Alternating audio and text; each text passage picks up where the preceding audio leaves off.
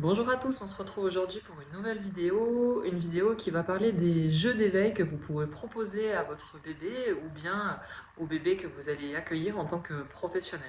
J'ai ici un gros panier avec tous les indispensables que j'ai envie de vous présenter, donc on commence sans plus attendre. Souvent, en tant que parent, on ne sait pas trop à partir de quand proposer des temps d'éveil avec des jouets, des jeux. Voilà, c'est toujours un peu délicat au départ, on n'a pas trop notion. Je pense que pour cette question, c'est à vous de vous faire confiance, à vous de faire confiance à votre bébé. En fait, il n'y a pas d'âge finalement pour proposer des temps d'éveil voilà, avec des petits jouets autour. Si au départ vous avez besoin d'avoir votre bébé dans les bras, de l'avoir à côté de vous, de profiter du temps d'éveil dans son berceau, voilà, tout est possible en fait, c'est propre à chacun. Vous avez aussi des bébés qui ont des coliques, du RGO, des problèmes de RGO. Donc en fait, il faut composer aussi avec tout ça, hein. Moi-même, dans ma propre expérience en tant que maman, pour le coup, mon fils a eu des coliques pendant les 3, 4 premiers mois. Donc des temps d'éveil vraiment posés au sol avec lui, bah, il y en avait pas tous les jours, c'était pas toujours possible. Donc il n'y a pas vraiment d'âge, c'est vraiment propre à chacun. C'est à vous de voir. Vous pouvez commencer à proposer vraiment des temps d'éveil à partir d'un mois, à partir de 2 mois, à partir de 3 mois. On va dire que vraiment, je pense que 3 mois, ça peut être la période où on peut vraiment commencer, où le bébé va être aussi demandeur en fait de découvrir son environnement. Souvent avec des bébés aussi, quand ils sont dans leur premier mois de vie, on ne sait pas toujours combien de temps on peut les laisser en temps d'éveil, à partir de quand il faut les coucher. C'est toujours un peu difficile de jauger voilà, au départ. Pour vous donner un ordre d'idée, après ça reste une fourchette. Bien entendu, il faut faire aussi en fonction de chaque bébé.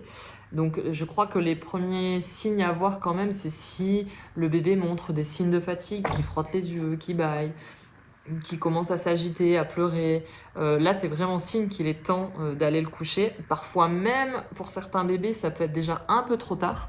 Donc après, si on veut se donner une petite idée du temps d'éveil, c'est de se dire que, allez, de la naissance jusqu'à 2 mois, on est à entre 30 minutes et maximum 1 heure de temps d'éveil. Mais 1 heure, c'est plus aux alentours des 2 mois qu'à 2 semaines, hein.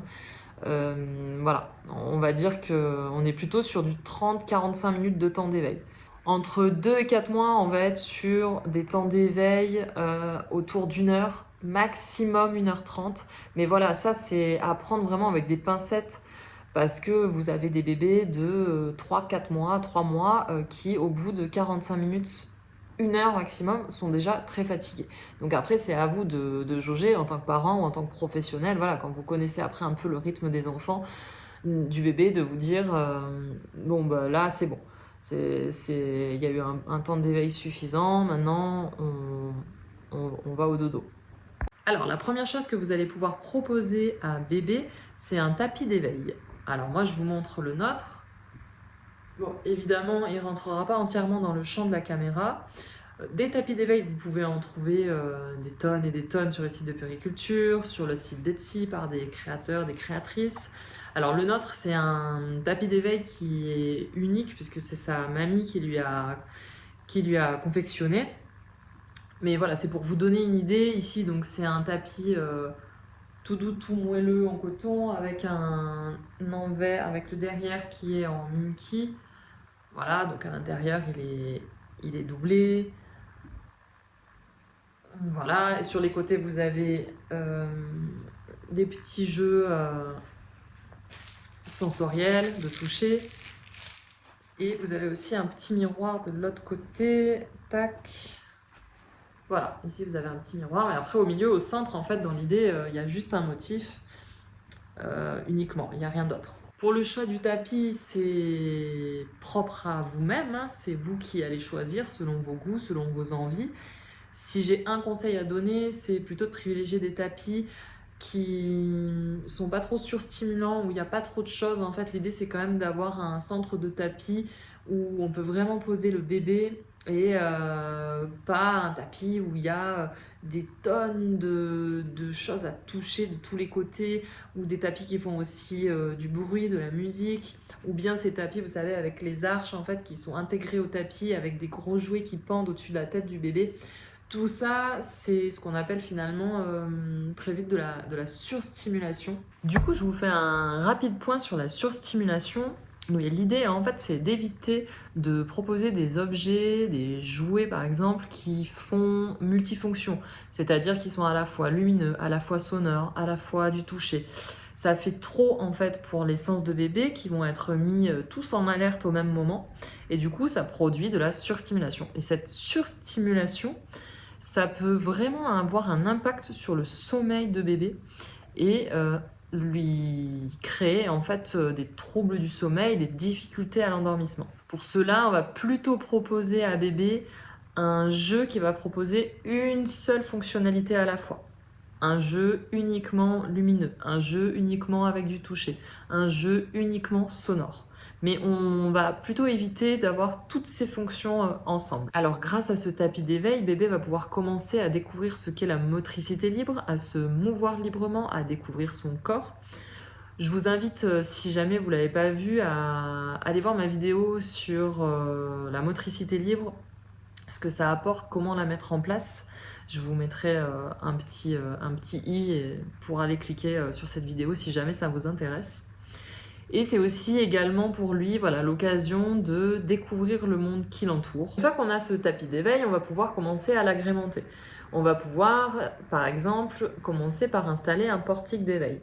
L'importance également avec le portique d'éveil, c'est d'éviter de mettre le portique d'éveil sous la tête du bébé. En fait, on pense que c'est le mieux, mais c'est pas le cas. En fait, imaginez-vous, faites l'expérience sur vous-même de vous mettre dessous et d'avoir voilà, des objets qui vous viennent sur les yeux comme ça. En fait, c'est pas du tout agréable pour l'enfant. Donc, on va plutôt essayer de privilégier de mettre le portique d'éveil sur un côté. Pareil, je vous glisse une vidéo.